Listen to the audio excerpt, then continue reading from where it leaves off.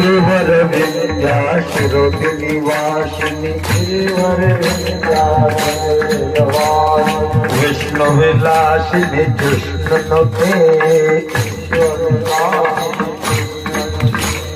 विष्णु विलासिनी कृष्णनुते लक्ष द्या उत्सव नवरात्राचा आहे आज मातीच्या उत्सवाच्या समारंभाकडे वाटचाल होते काही काही तालाव वाजली पाहिजे